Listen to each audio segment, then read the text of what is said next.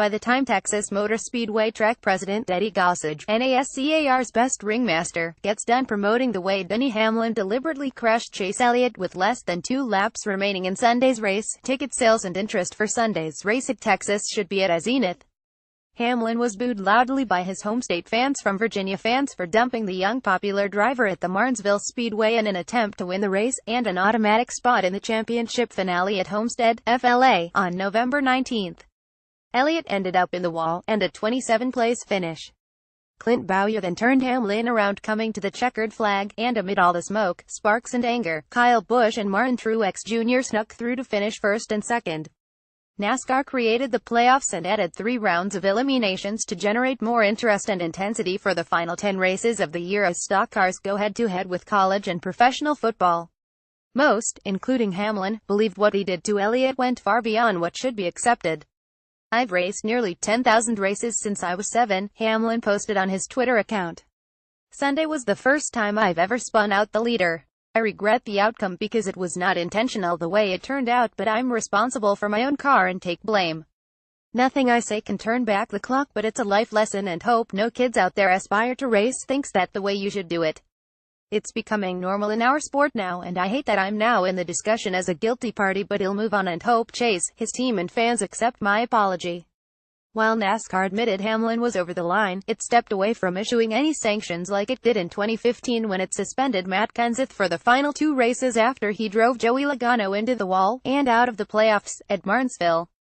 Bump-and-run passes are commonplace on short tracks, especially the paperclip-shaped half-mile at Martinsville.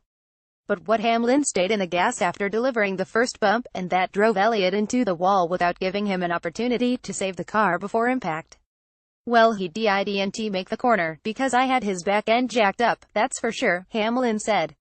"I was extremely loose, I got in there too hot and got into the back of him." No excuses accepted. Elliott wasn't interested in any of Hamlin's excuses. "I got punted from behind and wrecked in turn 3 leading the race. I don't know what his problem was," Elliott said. "It was unnecessary. I hadn't raced him dirty all day long. There was no reason for that, and he comes over and talks to me a second ago and tells me he had somebody pushing him into turn 3. I thought that was funny because there was nobody within 2 car lengths of him into turn 3 behind myself. I don't know what the deal was, but it is so disappointing." Hamlin blamed the playoff format for his aggression. "I got into the back of him and he spun out," Hamlin said. "Trying to get a race win, everyone wrecked everybody there at the end. It was just a mess at the end.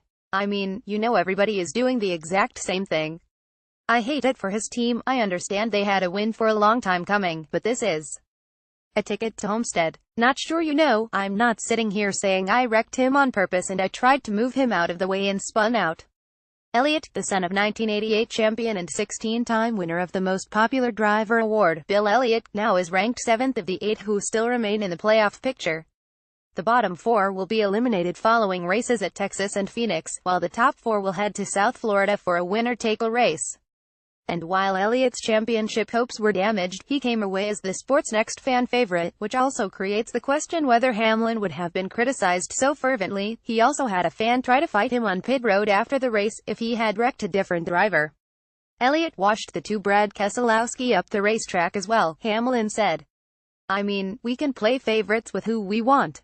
Unfortunately, there is a ticket to Homestead at stake." Selling the sport, Gossage has a long history of playing on controversy to promote races, going as far as buying 4 billboards around Dallas and Fort Worth to highlight the strained relationship between Dale Earnhardt Jr. and his stepmother, Teresa. The billboards read "Reason 88 Stepmom" after Earnhardt left his family's team in 2008 for a ride at Hendrick Motorsports. Teresa Earnhardt refused to allow him to take the number 8 with him, which forced him to switch to number 88. The same year, Gossage used Earnhardt's face and the slogan "Reason 88 New Car Smell." Texas also promoted races with billboards featuring Tony Stewart's face and the words "Road Rage," a sign that highlighted the feud between Jimmy Johnson and Jeff Gordon, and the words "Reason 48 Johnson's car number twice as good as 24 Gordon's number," and another Gordon billboard that read "Reason 2481 Cup wins." Zip at Texas, the track decided to massively avoid anything suggesting a heavyweight fight or pistols at 10 paces. And while there is a photo of the two arguing after the race, Texas instead will play heavily on Elliott's popularity ahead of Sunday's AAA Texas 500 with a patriotic sign showing Elliott, proclaiming him as the people's champion. But just in case, Gossage probably will keep some boxing gloves close by.